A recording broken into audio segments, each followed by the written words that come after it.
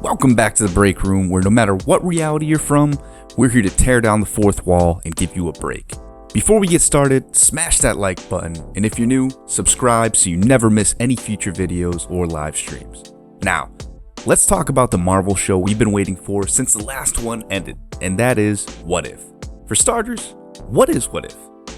Well, it's an animated show based on a comic book run by Marvel that featured alternate stories that, while maybe started as one-off or standalone stories, sometimes became the seed for later developed stories that are now canon. Like, for instance, General Ross becoming the Red Hulk, Planet Hulk, Professor Hulk, Captain America being revived from the ice, the Spider-Man clone saga, and plenty more.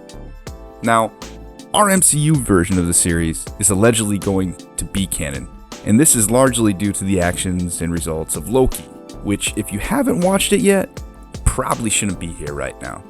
So before you watch anything further, get back and watch some Loki, because spoiler alert, the multiverse spiraling into chaos is what makes the version of What If that we're getting possible. Beyond that, here's what we know. We're getting a 9-episode season. Originally it was going to be a 10-episode season, but was drawn into 9 episodes, with season 2 in pre-production production, possibly. We also already have confirmation on the first 3 episode titles.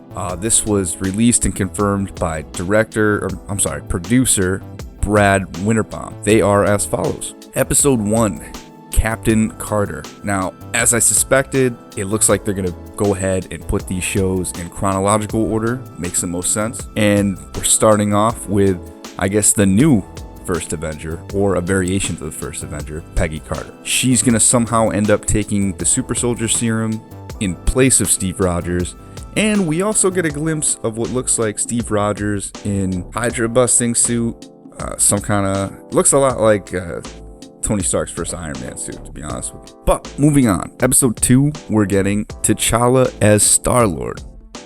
Now again, sticking to chronological order, because this would take place in the 80s when he originally gets abducted by the Ravagers in place of Peter Quill.